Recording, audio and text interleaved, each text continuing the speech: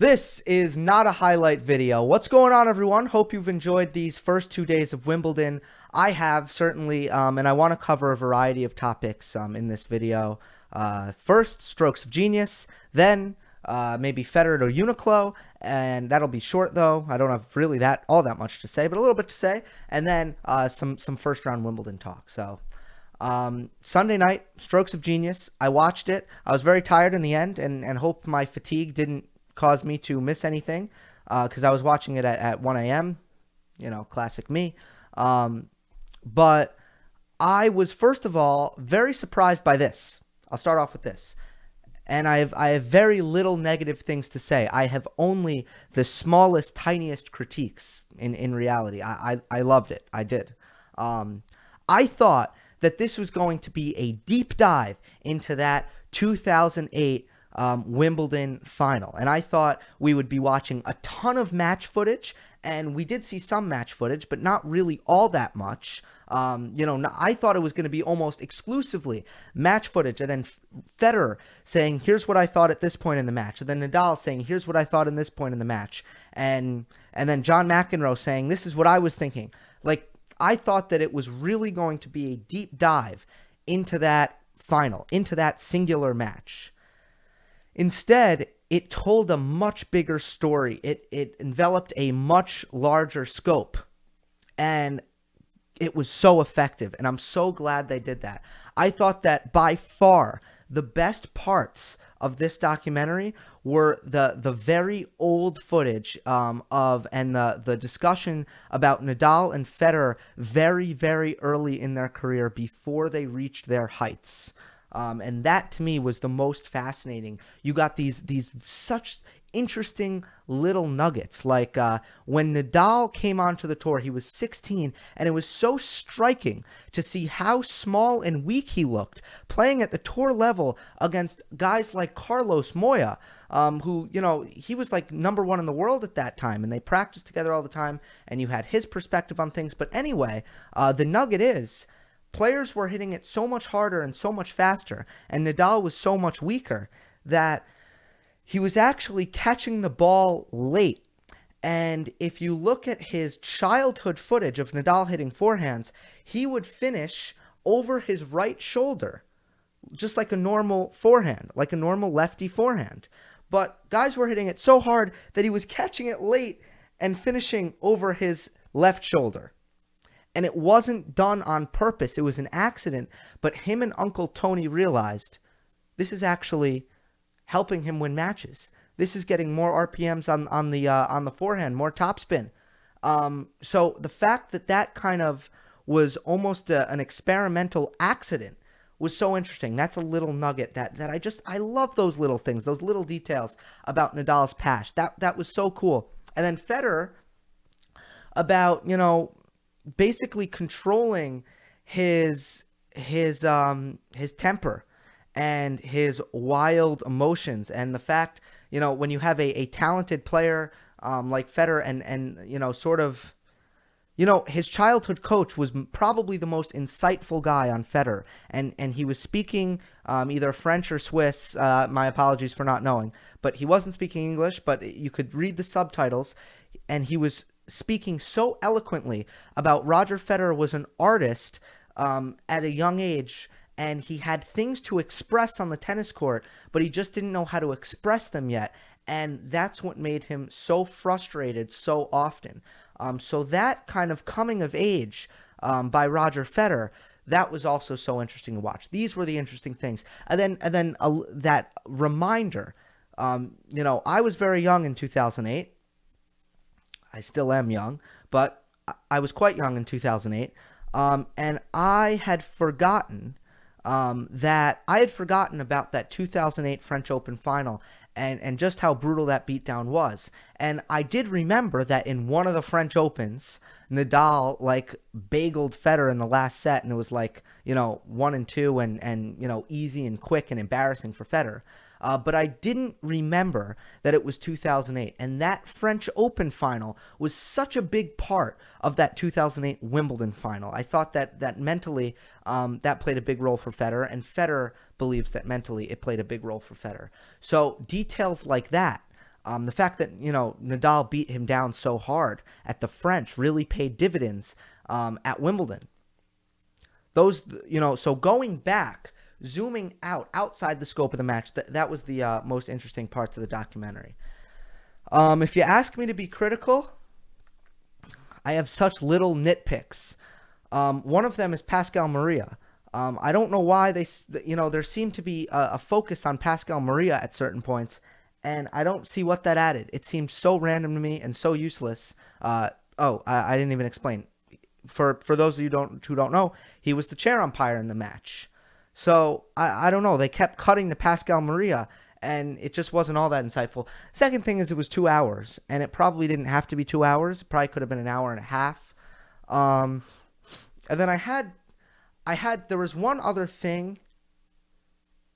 I don't know if I can even remember it. But it also it probably dragged on a little bit long. I can't really put my finger on what part of it. Maybe some extraneous dialogue, maybe. I don't know, but I forget. I did have one other complaint. And then another thing is the beauty of the tennis that it was able to show, and this is going to be my last point on this.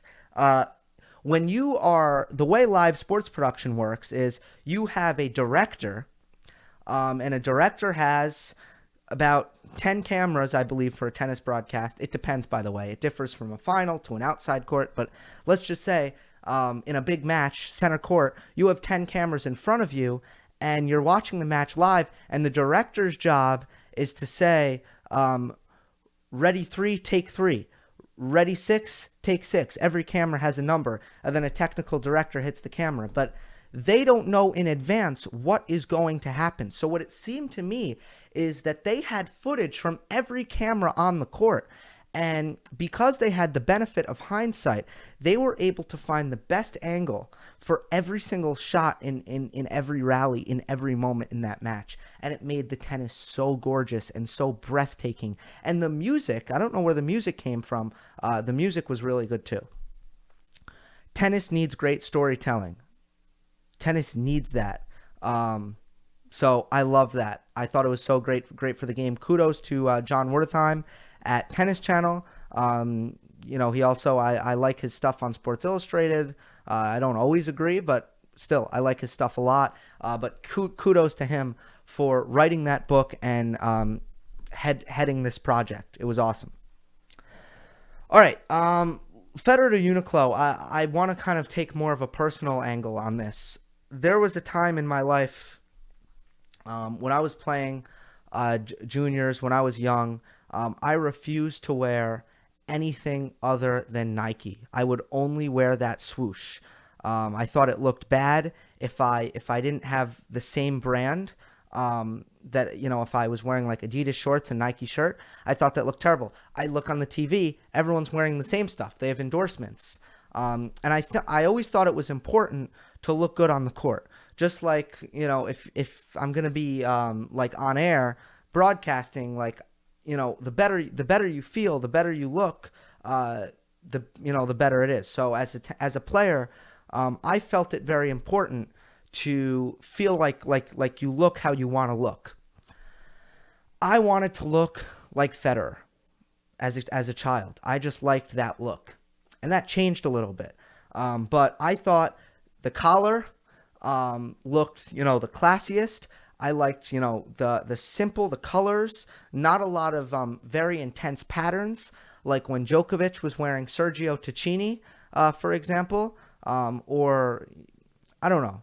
Basically, I liked the pastels, but the solid colors, solid shorts, solid shirts with the collar. I used to wear a headband sometimes. I never wore a hat. These were kind of some of the things I tried to look like Federer because I thought he looked so elegant, so classy. And that was something that was also painted so well in Strokes of Genius. The reason this rivalry is so perfect is how contrasting Federer and Nadal is. Nadal embodying effort and force, and Federer embodying elegance and artistry. And their clothes matched that, and that's part of it. Anyway, I wanted to look like Federer, and the funny thing is, it's very nostalgic for me. Federer and Nike, it's a nostalgic connection.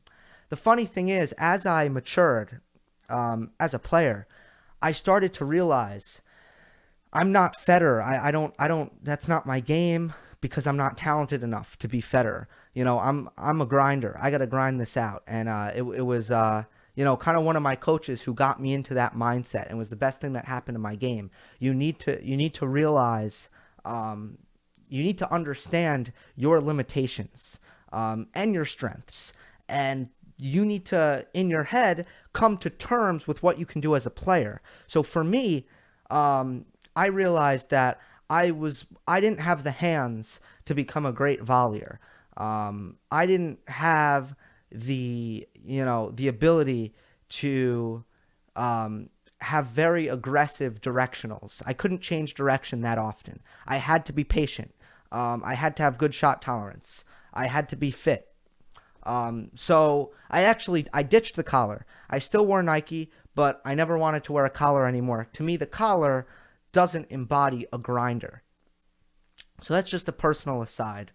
I think for Federer, the one thing I do hope with UniQlo is that I do hope that Federer sticks with the collar at times. He doesn't always need to wear one, but I hope for the most part he wears one. And then my only other complaint with UniQlo, and good for Roger Federer for making all the money he's made. I think, it's impossible as someone who, I don't know, is going to have any human, I don't know, connection to another human.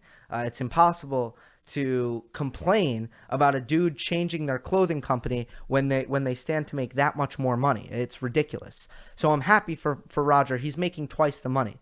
My only complaint is that his shoes are Nike, and I still don't think it looks good when you're mixing brands. So I'm not into that. But I request the collar sometimes. I request that. And at Wimbledon especially, I would like to see the collar. With that being said, Federer will make sure that he looks pretty good. Federer will. Okay. Moving on now. That's that.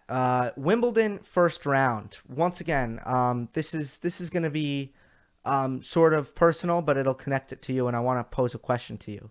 I have changed the way in this tournament for the first time, and it has to do with the fact that I am streaming Wimbledon instead of watching it on television. In the past, I've watched on television. What does that mean? That means they're on center court or court one pretty much all the time. The outer courts, if it's set point, if it's match point, maybe if it's an American, because it's American television, that's when they'll change to an outer court. But for the most part, it's either center court or court one. And as a result, I'm watching Nadal. I'm watching Serena, Sharapova, Federer, Djokovic. You get the point.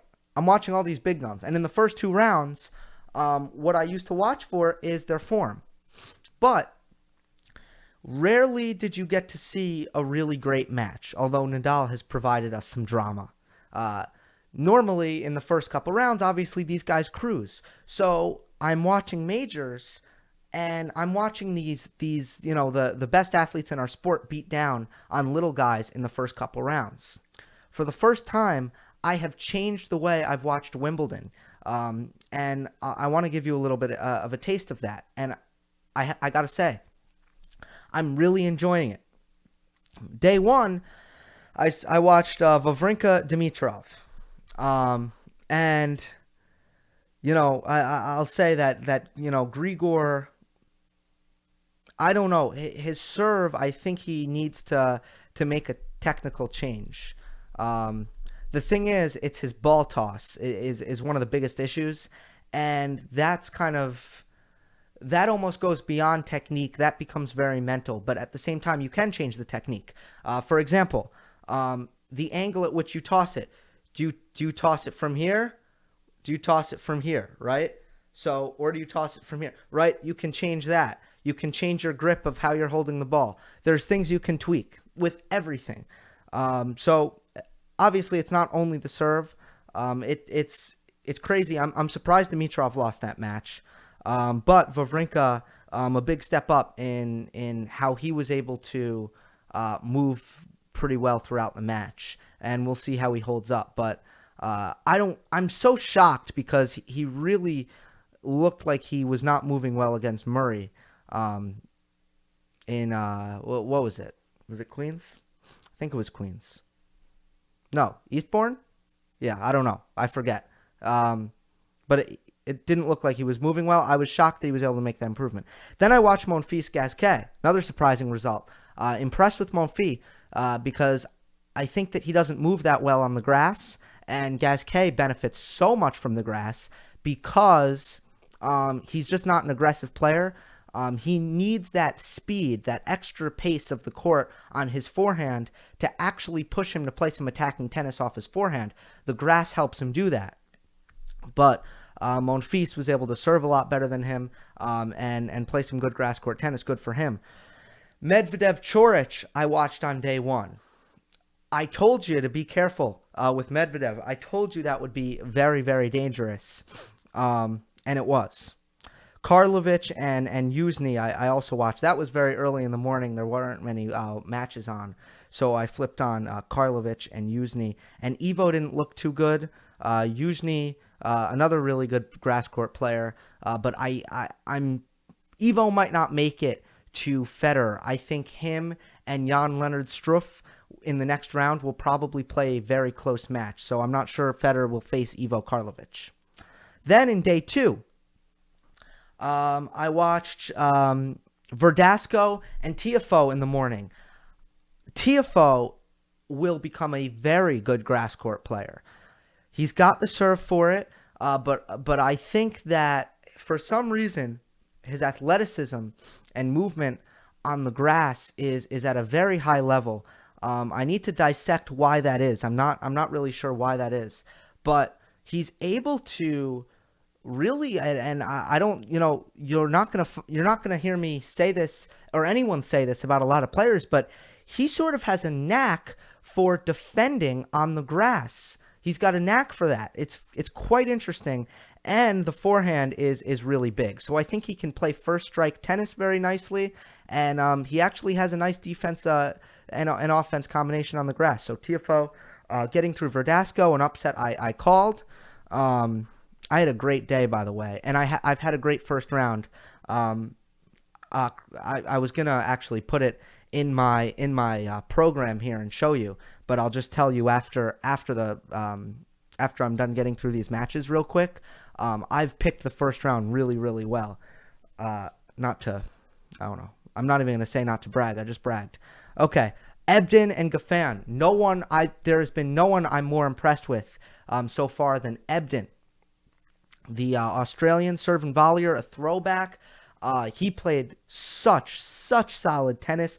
Look out for this guy. If he plays like that, it's going to take a lot to beat Matthew Ebden. So impressive. And Goffin couldn't do much. I'll tell you what. There was very little for him to do. Ebden played that well and beat him in straight sets. Ebden over Goffin. And then lastly, Shapovalov against Shardy. Jeremy Shardy, who, tough draws, man. He drew Berdych in the first round of the French, and he was at least able to get through. But once again, drawing a seed in the first round of a major. But Shapovalov was able to get through. And I think we saw a glimpse of how good Denis Shapovalov can be on grass at some point in his career. I think for now, what he needs to work on is his swings are so full. He needs to work on shortening up his swings.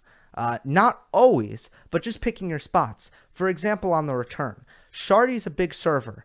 At points in the match, it looked like Shapovalov was able to really time up that serve and hit really great returns. But at other times, he was not able to make returns. And at no times can he really make safe returns. All of his returns seem very high risk.